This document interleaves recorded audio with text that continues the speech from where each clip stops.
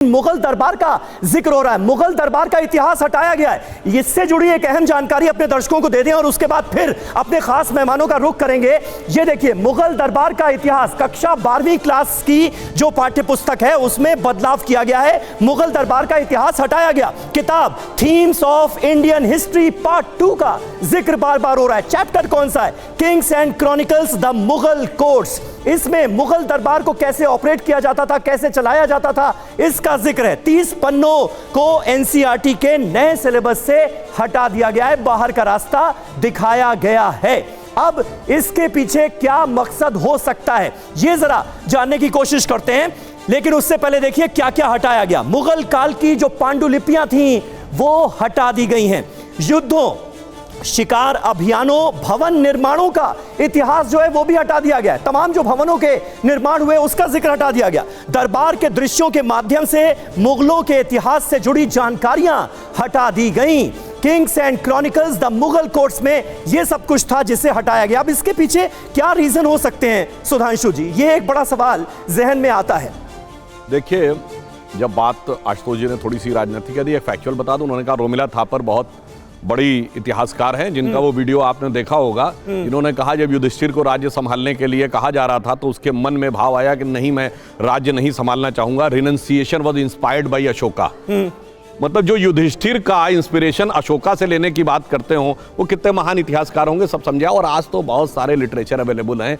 ये 60 और 70 के दशक में ये जो इन्होंने कहा ना, बिल्कुल सही बात है, बिल्कुल सही बात है। संघ की तरफ से किसी भी इतिहासकार बुद्धिजीवी को स्थापित नहीं होने दिया गया। और मैं इस डिबेट में उसमें डिटेल में नहीं जाना चाहता हूं। मैं दर्शकों से कहता हूं, जाके पढ़िए Mitrokhin's archive KGB and the world part 2।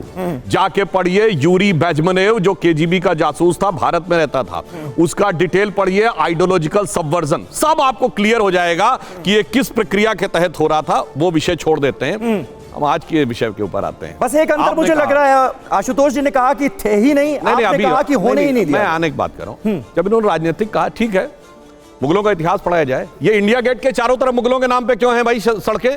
Babar road, Akbar road, Humayun road, Shahjahan road, Chhatrapati Shivaji के महाराज पे है कोई लुटियन जोन में? बताइए। मान सिंह रोड है, महाराणा प्रताप नहीं है लुटियन जोन में, क्यों? अच्छा, जिस बात का जिक्र कर रहे हैं सुधांशु जी, मुझे लगता है उससे जुड़ी एक लाइन।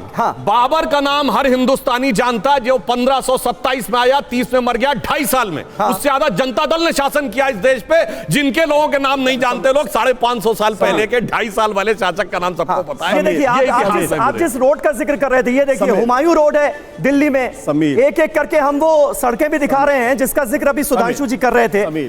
ये Humayun road, Shahjahan road, Akbar road, Babar road, ये सारी जो सड़कें हैं वो दिल्ली में हैं। आशुतोष जी कुछ आप बोलना चाह रहे हैं? कम से कम मैं सुधांशु जी की ईमानदारी को मानता हूं। उन्होंने मान लिया कि संघ की परंपरा में कोई बड़ा इतिहासकार है, मान लिया इन्होंने, नहीं बनाया। अरे भाई, जब सावरकर लिख सकते थे, आप क्यों नहीं लिख सकते थे?